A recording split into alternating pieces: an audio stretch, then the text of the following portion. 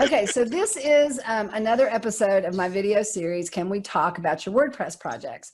And as I was saying, hey, Melanie, hey, Klaus, but I had recorded several of them that I had never published because I got busy with the WP Project Managers Academy. So today I'm joined with Todd Jones of Copyflight because so many people in our group, so WordPress people, agencies in general, struggle with a number of things regarding content. There's the age-old bottleneck of getting content from your client, but 9 times out of 10, that's because they don't know what they're doing and they don't know how to write it. I mean, there are other problems associated with that. But then there's also writing content for your own website. I struggle with this. Writing, or if you're charged with writing content for your client's website, because some of us do the copywriting job. I can do that way easier than I can write my own copy. Why is that? I don't know. But anyway, Todd's here to help us understand some of that. So Todd, why don't you go ahead and introduce yourself? Tell us a little bit about Copyflight and what you do. I'm Todd Jones. I'm from the great state of Arkansas. Doubt you have anybody on there listening that's from Arkansas, but you might. You never know. Listen, right now, I'm not sure exactly which country Devender is in, but Michael's India. in Ireland.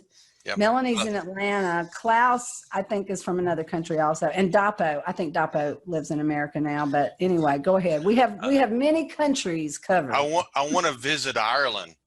I so want to visit Ireland. I got to meet some of those guys they had the first Dublin WordCamp a couple years ago, and they were pinging me because I write at Main WP, and it's kind of a high profile deal. And so I did a little article about it, and I thought, man, I want to go, and I want to go to Dublin. So anyway, hey, Klaus says he's actually from Little Rock. Oh, okay, he's in cool. Little Rock. That's nice. Cool. What? Ask him if he works for himself or for an agency. I'd be curious to know that. Well, he'll answer. You just Okay. asked him. Okay, I'll check it. Okay. So yeah, I'm from Arkansas. Conway, Arkansas actually is the name of the town I live in. It is the home of 3 colleges. University of Central Arkansas, one of the apparently few college football teams that will be playing this fall, hopefully. And Hendrix, which is a small private Methodist college, and Central Baptist College, which is a small Baptist private college. And so they kind of refer to as the city of colleges. And also roundabouts. So if anybody knows what a roundabout is, we have about 30 of them in town. Wow. and counting. And so it's a neat little town. I guess we're known most for, well, Scottie Pippen went to college here. So if anybody saw the Michael Jordan documentary earlier this year on the ESPN, there was some stuff about Scottie, and he went to school at UCA. And then also Chris Allen, who won, I think, season 8 of American Idol. Can't remember. But I grew up in Batesville, which is home of Mark Martin, who's a NASCAR stock car driver. If anybody knows what that is, that's our claim to fame. So I have been affectionately referring to myself as the redneck coffee snob. That tells you something about me, I guess. I do love coffee, but live in the middle of redneck country. So, but anyway, I guess I'm kind of a storyteller at heart. I've done a whole lot of different things, including these WordPress projects you're talking about. Actually did one a couple weeks ago. Worked in an agency for a while, and so this is when I realized some of the problems that you're talking about today on your show. I had a project, they handed to me. The girl at the agency did the design. They handed it to me and said, okay, Todd, you're going to take it and run with it. Everything. You communicate with the client, everything. Okay, great. I did the development surprisingly faster than I had been doing them because I wasn't that great at development, but I got that done and then just started talking to him about content. I think it was like 12 months later, we launched the website. So, and let me tell you, they went a lot smoother when they let our girl, we had a lady in-house who was a copywriter. When she did the copy, we launched them on time. It was much better. But that was a nightmare for our company. I'm sure they lost money on it, I'm sure. So I've been there, done that, and I have done plenty of website projects. And typically what we do, especially smaller boutique size, we just do the copy for them to get it launched. We kind of default at that. So then, but content I realized was kind of the future for all this stuff. It's going to be something that's not going to go away. So I started moving in that direction, learning about copywriting, content marketing, that kind of thing, and tried to go that direction and never could really pull my foot out of the WordPress still kind of there, And I kept saying to myself, I'm going to solve this problem one day. I don't know that I solved this problem, but maybe I helped give people another step in solving the problem. There's there's things I don't address in the website copy framework. And then you can use tools there. We have some great tools on the market right now. Content Snare, the feedback from Vito's team. So there's no shortage of tools to help. And we know that clients don't always adapt to that stuff either. So it's just kind of, but I guess I felt like I could try to help solve that problem to some degree. And I feel like I filled a little bit of a gap with it. So, but anyway, I started learning about copywriting and content marketing and moving in that direction. I'm sorry, go ahead. No, that's okay. So what is Copyflight? It's kind of for lack of a better term, it's like a copy content agency, but not really. It's a boutique size, It's kind of a landing pad for what turned out to be website copy framework, but also for any other content marketing, copywriting, consulting that I do. I got you.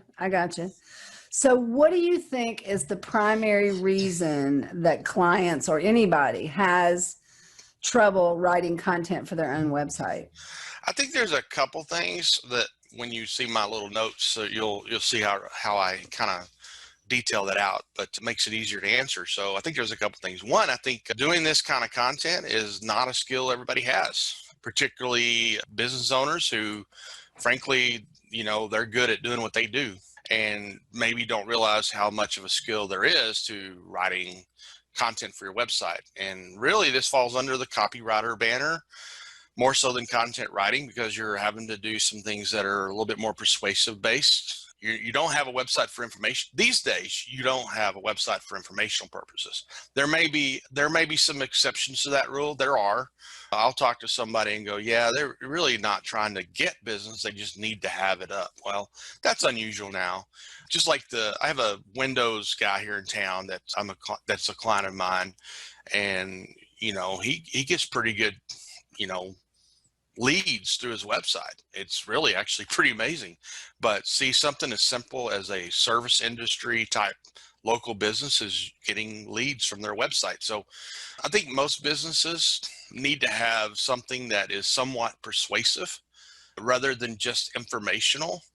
And honestly, I think most sites don't. So if your client launches a site that is somewhat persuasive, you have an advantage, I think, they have an advantage on their competitors. The second thing I think that makes it hard for them to write their own content is it is hard to talk about ourselves. So the analogy, like trying to write your own resume, right? Yeah, your own biography, whatever. Yeah. So the analogy I like to use is, can you kiss your elbow? You cannot. Unless you have some kind of, strange double jointedness. Writing about yourself is like trying to kiss your elbow. And it's really hard. I mean, and writing about your business is like that too, because you only have one perspective as a business owner. You have your perspective, and you need to write a content that relates to the perspective of your clients and customers. So having a third party sometimes can be beneficial in that regard, because they are able to look at it from a different perspective.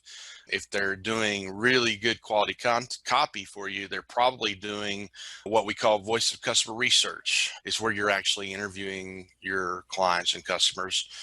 That adds to the project cost, but you take that information. It's the same as what do they call it? When you do data mining, you've probably seen articles around data mining that's going to Amazon or wherever and finding stuff. And that stuff's not as near as good as actually interviewing a customer and asking the right questions. And because then you can basically swipe the words they use. And that helps make your copy more compelling. Oh, that's a great idea. I had never really thought about that.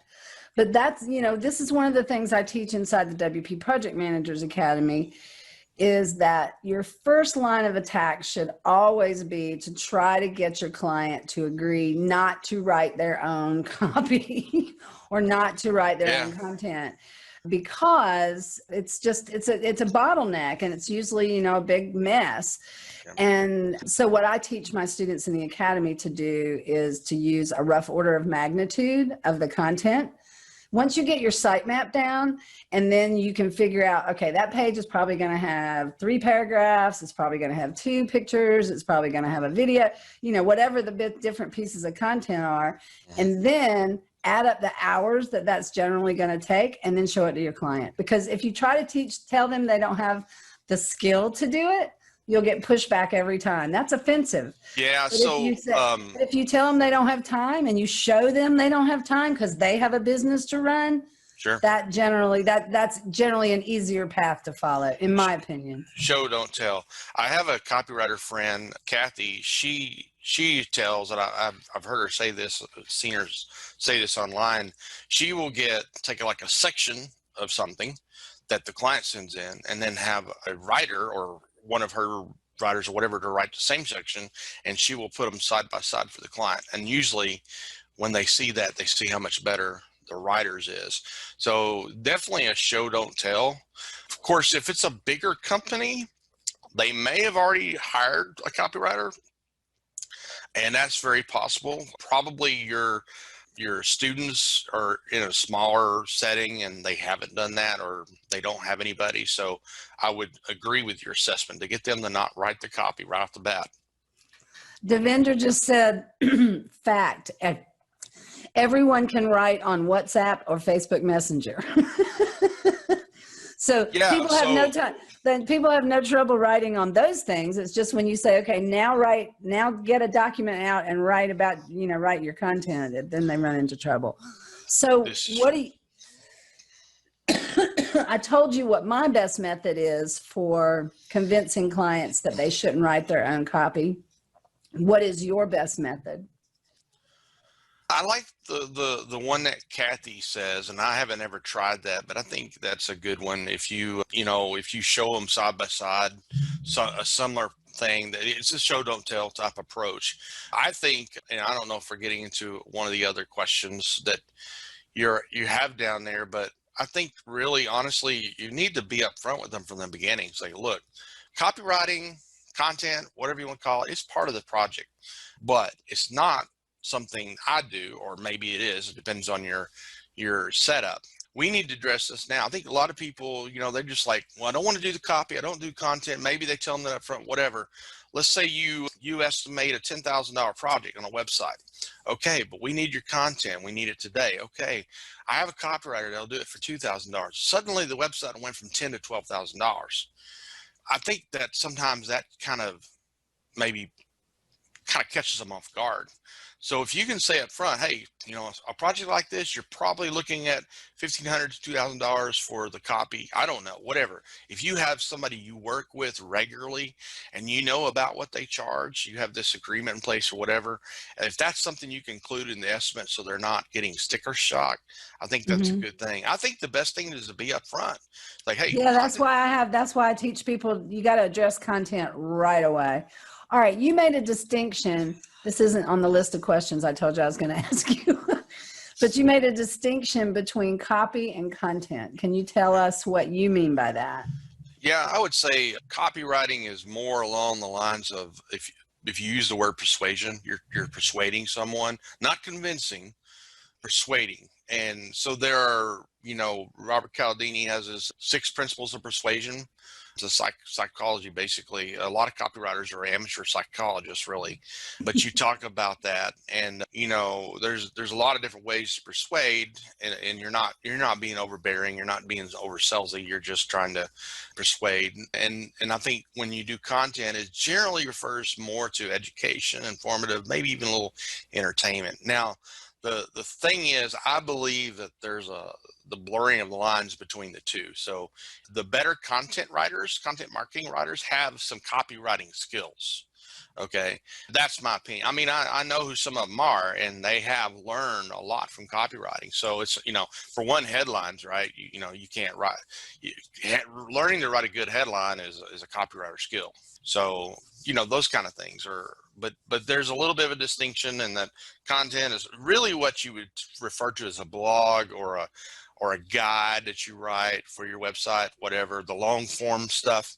Copywriting is more of So the the art. ongoing stuff like blog articles is what Right. you're talking But about. I also think that content ongoing, I think if you can nail down the salient points of your copywriting message, that carries over to the content. For example, target market or audience, whatever we call it. If you know what that is, who that is, and what their pain points are, you're writing it for your copy, but it also will be something your content writer would want to know and utilize as well.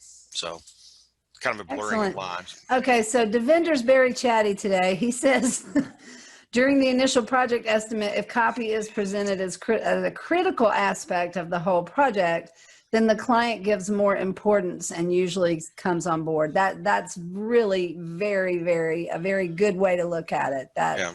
And then he says, sadly, many agencies are busy with colors, designs, and plugins, and that's one thing that I constantly say. Stop asking your client which websites they like. It does not matter. It is totally insignificant. What you need to find out is, what are your business requirements? What are you trying to accomplish? The website, and I'm quoting Jason Resnick, the website is not art. It is a marketing tool.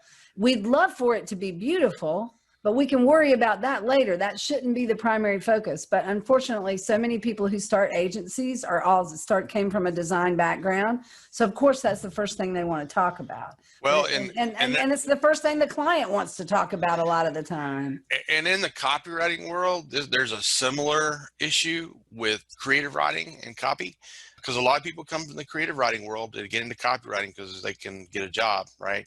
So one thing I've learned is a phrase that I've come across. I don't know if I got it directly from Joanna Wiebe, the queen of conversion copywriting, but it comes directly from stuff I've learned from her. Copywriting is not a creative endeavor. It's not. It's something we have to convince young copywriters who come out of the, and here's the cool thing, really. Some copywriters are also very good fiction writers. In fact, Joanna herself sells young adult books on Amazon. I have another friend. He's a copywriter, does a lot of content writing. He also writes his own books. It does happen, but those are two different skill sets. And so when you get to what I've learned from Joanna, I don't know if you guys know Talia Wolfish. She's probably the premier conversion rate optimization person, right up there with CXL and Peeplaha and all that. And when I get into it, this is why I don't get into CRO. It's science. I'm not a great science person, right? I like to tell stories, so let me tell stories. But my friend Sophie works with Talia, and she geeks out over that stuff. And it's a lot of science and psychology. And so, yeah, we're trying to help people solve problems and write their message in a way that it resonates with their own target audience and compels people to click the button or the link and book a call, buy a product, or whatever. So yeah, it's you can still do the colors and the plugins. It's just down the road a little bit further, once you figure out all that other stuff. That's my tangent. So Gotcha. Okay, so since all websites are different in one way or another, I'm looking at my questions over here. Are there any commonalities when it comes to content or copywriting that apply across all websites? Yeah, I call it the messaging triad. I don't know where I came up with that, but it's basically three things that I think every messaging core needs to have on every website as much as you can. So the first one is differentiation, which you usually see in a value proposition, how you are different, but you need to know what differentiates your business from the others, the competitors, why they would buy from you. The second one is features and benefits. I lump them together. I don't think you should separate them. And I teach people to learn their features first and then try to find the benefits with that. So you need to know your features and benefits. Most of us tend to focus on the features and kind of forget about the benefits.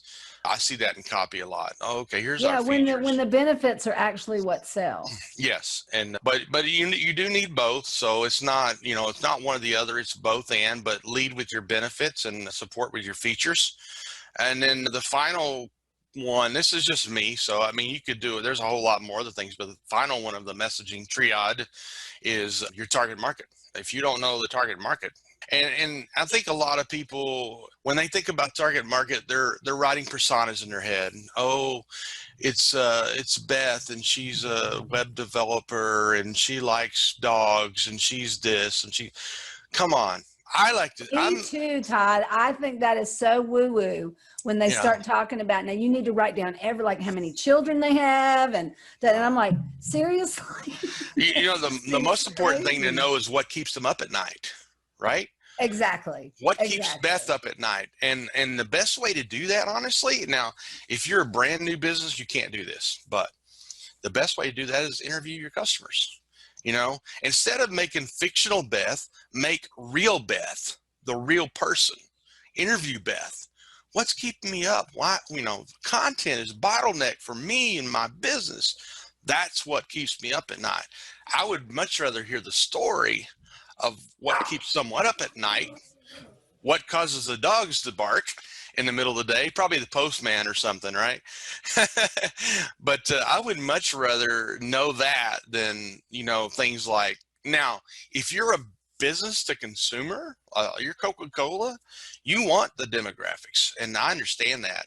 Most of us are not Nike, most of us are not McDonald's, most of us are not Coca-Cola, who they need that information. So, and if your client is a B2C, then you need to think about demographics. But I tell people most of the time, we really need to focus on what I refer to as psychographics.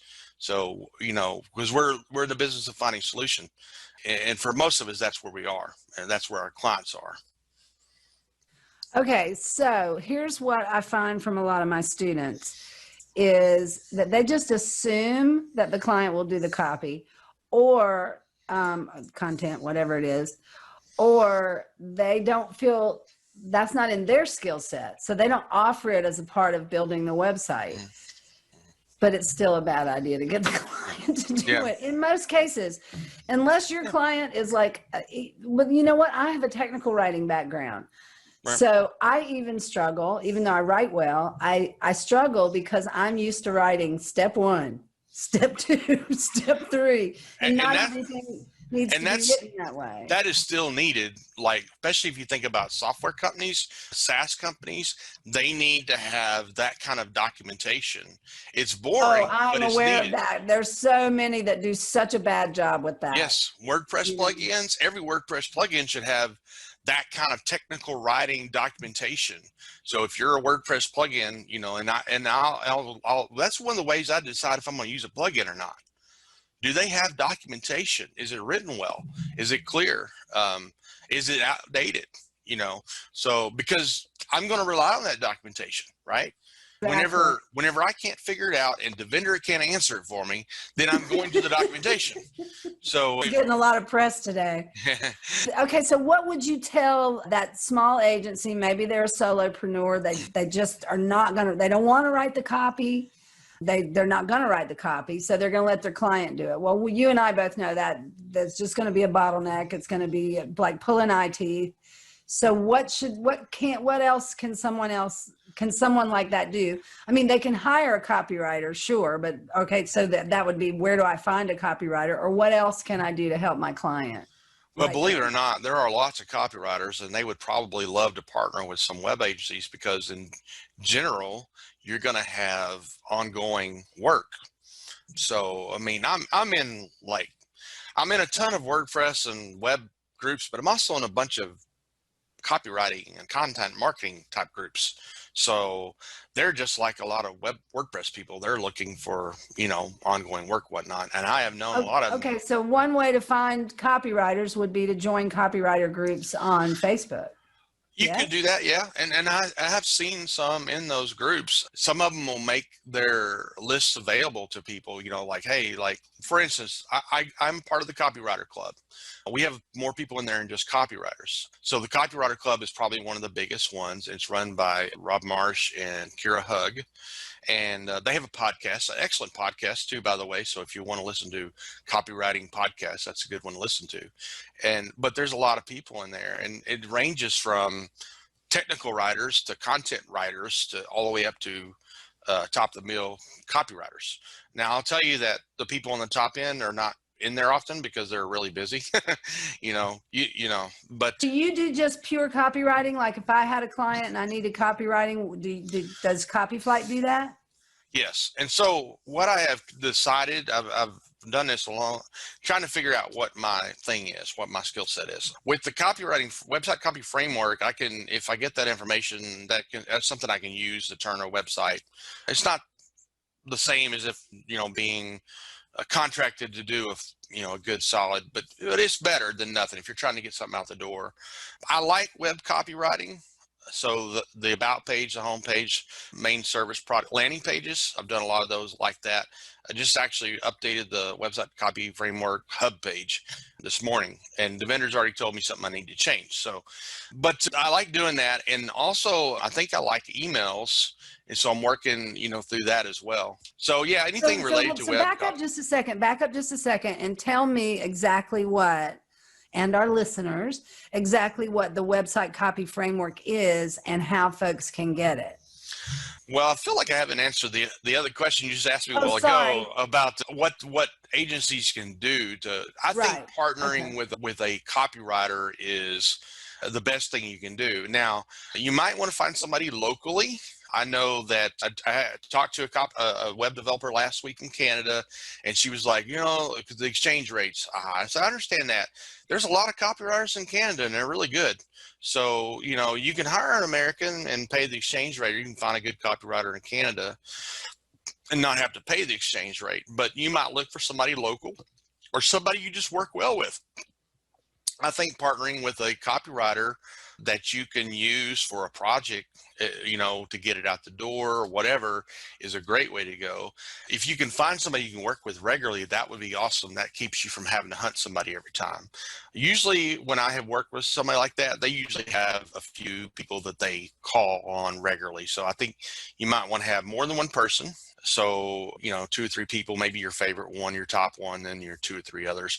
I think that's a great way to go. I do think you need to address it up front like you teach. So I think that's a great way to go and you need to explain it is, like Deventer said, is a critical part of building a website. They need to know, because I think a lot of business owners don't understand that when they're getting a website, it doesn't include a copy because they think it does, or the content. So in order to minimize that, just make sure you have a plan, have a copywriter, like, okay, or you can tell them, go hire a copywriter yourself, which I think is a great thing to do.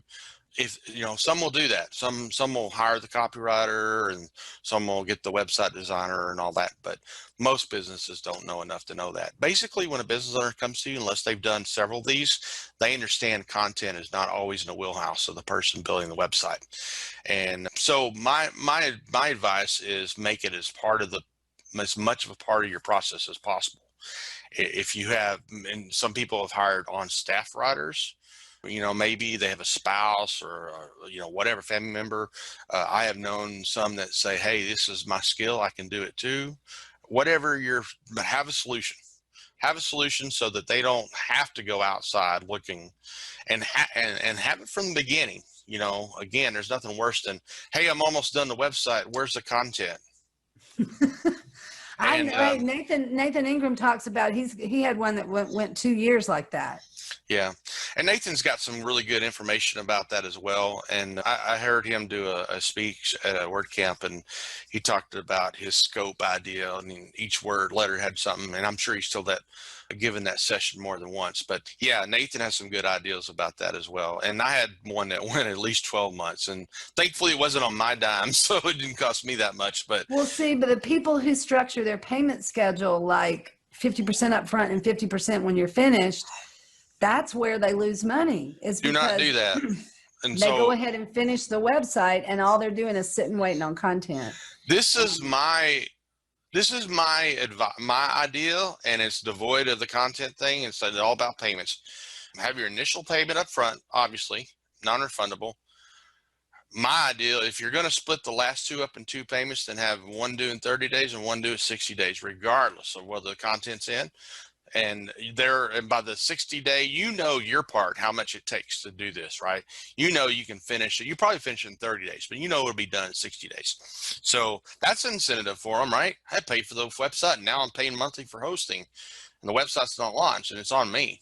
So I think that you should create your schedule, your payment schedule, to be done within 45 or 60 days of the project launch. That's my opinion. And what I teach my students is it's not based so much on time, because a big project can even take longer than that if you're working for an enterprise or something like that. Yeah. And so what I tell my students is that they should get paid upfront before each phase begins. Yeah, and that's definitely and we also position phase one as the deep dive discovery. So we get paid for that all the way up. That way, when you're done with that deep dive and sitting there shoulder to shoulder with that client, and you're thinking, I cannot work with this person, you can give them that statement of work and say goodbye without anybody's feelings being hurt. So that's the way we position it. Do you teach charging for that deep dive discovery? Yeah, it's phase one of the project. They re-estimate at the end of the deep dive. And then I think we got another bark coming on. Hold on a second. This doesn't usually happen. I have neighbors moving in across the street. So that's part of the problem. They're just welcoming the neighbors, and that's being a friendly dog. Yeah. I think we own the street out front. So as to the other question that you asked about what's in the website copy framework, I think it would go hand in hand really well with your deep dive discovery, probably most likely. It's basically worksheets, and there's a framework for the homepage, the about page, and the what I call it writing my services page, the main services page. Now the thing is, it's a framework, it's not a template, so it's not like I'm going to go hunt you down if you don't use it exactly how I put it. I like frameworks because it's like you see people build houses, you see the frame, right? I mean, it can be moved around, whatnot. It doesn't have anything to do with what's on the outside. It's like a website. Are you going to use Astra? Are you going to use Generate Press? Are you going to use Genesis? Whatever. All that's underneath, right?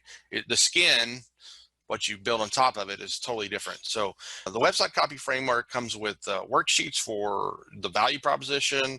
I call it extracting your benefits. Basically, you have a framework for the about page, the home page, and the services page. And of course, it's been a while since I looked in there, so now I can't remember everything. But there's like 8 documents or something like that. 2 or 3 of them are actually, I call them ebooks. They're basically long form content that I've written that have to do with the home page and the about page. I also help you a little bit with your story, your company story. So there's some worksheets that have to do with like learning what your company story is, what your company values are, that kind of thing. So that's what we do. And so there's no real template in terms of like, when you do this, this is what you write. That's not there. These are the elements you have in which to go and write these things. And then I give you the framework. So like homepage, okay, the top is a value proposition, use your headline, that kind of thing. So I think copywriting is stuff you compile, really, more than a creative endeavor, as we talked about earlier. And this is kind of helping you determine what the nuts and bolts of your messaging is in order to write these things. I tell you that if you go through this, you will have information that either you can do or you can hand it to a writer, and they should be able to take that information and write these things for you. So that's what the website copy framework is, if that helps. So that's something I can give to the client?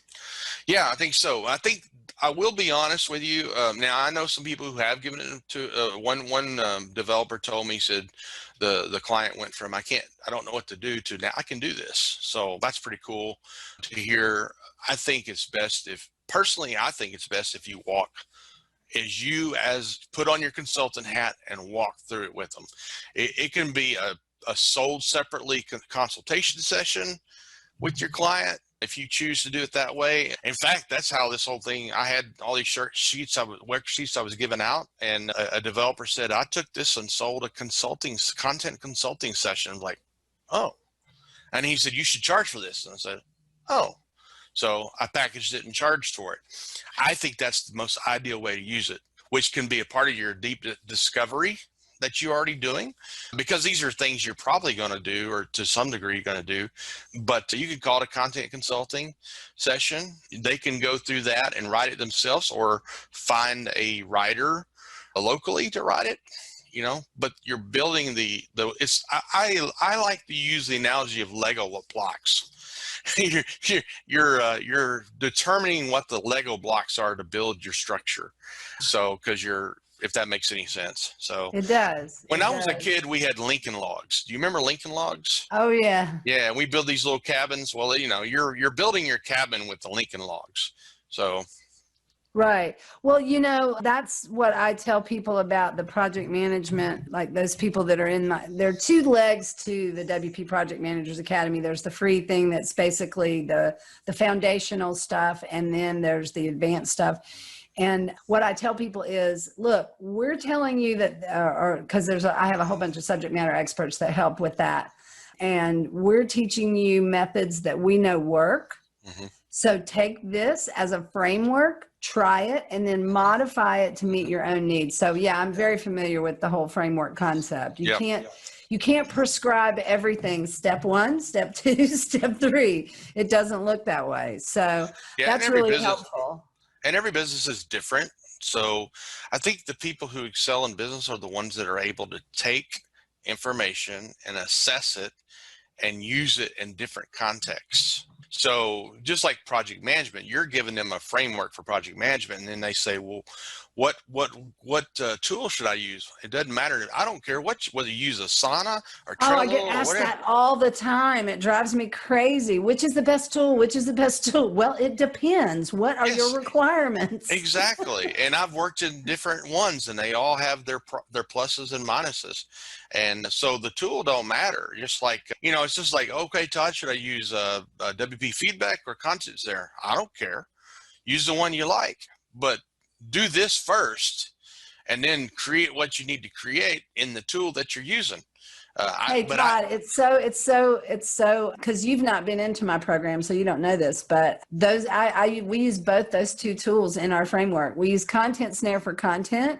We use WP Feedback for design feedback. Yeah. I think Content Snare is the better tool for content, because you can set up all those templates ahead of time, and I don't think, again, because we postpone design till the very end, mm-hmm. I don't want my clients on the website giving me feedback directly on the website, because they're going to get distracted by things that I don't want feedback on right now. I just want feedback on colors, or I just want feedback on this. And they're like, well, that doesn't work. Well, it's not supposed to work yet. I told you I wanted you to give me feedback on this other thing. Yeah. That drives me insane. So that's why I like the two tools for managing. Both of them are excellent. And I'm glad we have something like that. And I felt like when I did this, I was not replacing those tools. They did something that I cannot do. But hopefully what I have done is that serves as a precursor, and you can lay the foundation, and when you get to whichever one you choose, you will be able to do it better because you were able to lay the foundation with Website Copy Framework. And I know Vito and James both, they're good guys. Right. Okay, so guys, I put in the chat a link to Todd's Website Copy Framework. I'm also putting a link to, is this a Google Doc? It is. A Google Doc where he answered these questions. So it might give you another frame of reference if you want to go back there and look at those. Okay, one final question before we wrap up, because I like to try to keep these things a bit short because people are busy, is if somebody is not in a position to invest in the Website Copy Framework, I'm still looking for how I worded that question because I really liked it. One second. What is the one thing they can do right now to become a better copywriter, both for themselves and their clients? All right, a little show and tell for you. You ready? Okay. Okay, first of all, there's a downloadable at the website Copy Framework page, 10 resources, which you can download and it'll give you, but it's more along the lines of writing, like actual writing. But this one is at the top of the list. It's probably backwards. It's called Everybody Writes by Ann Handley. No, it's forwards for us. It's backwards for Oh, you. Good. I'm glad to hear that. Little eyeglasses on there. Ann's a legend in the content marketing space.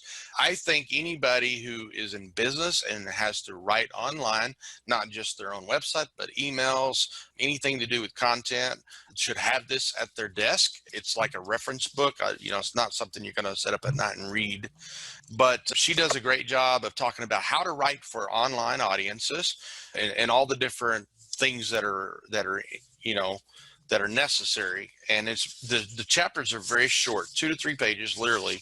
And it's just, I don't know how to explain it. It's just like, okay, writing is a habit, not an art. That's one title. Shred high school rules. That's another one. I mean, stuff like that. Just very good.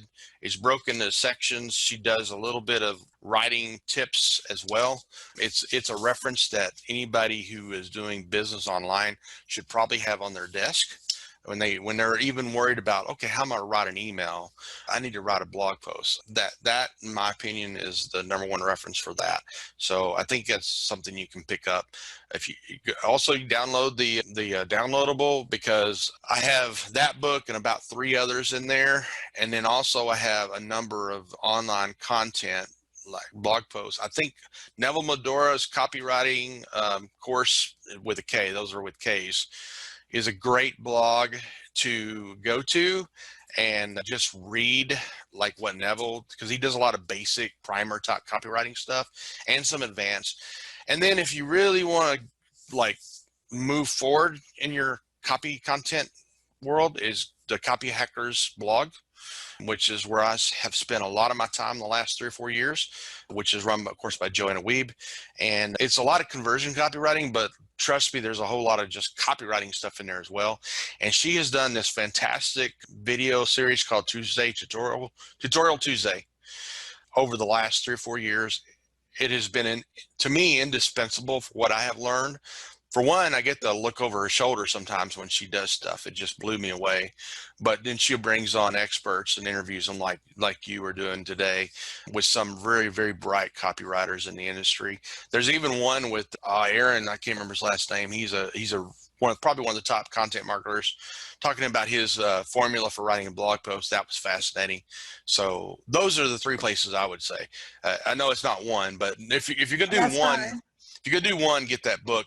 But if if you're looking for something now that doesn't cost money, Copywriting Course by Neville Medora and the Copy Hackers blog. Well, a different Michael than the one in Ireland just received that book on Saturday. Oh my God, it's full of useful info. So he feels very validated that he's headed in the right direction. Yep.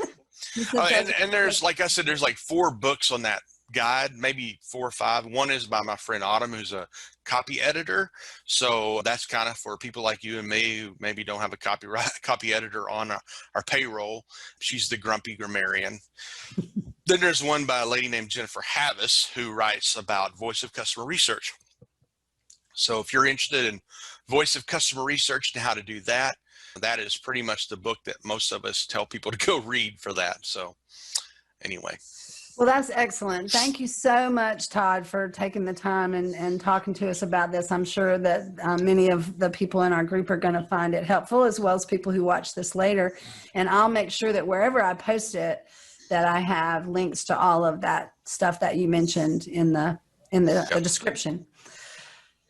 Okay, so this wraps up this episode of Can We Talk About Your WordPress Projects? And guys, on Friday, we'll be doing our Friday chat. I can't remember what the topic is because, of course, I didn't pull that up to have my list before we started. But I hope to see you on Friday. And until then, remember, stay productive, stay strong, and never stop learning. Todd, if you'll stay on for a minute, I'm just going to end the live.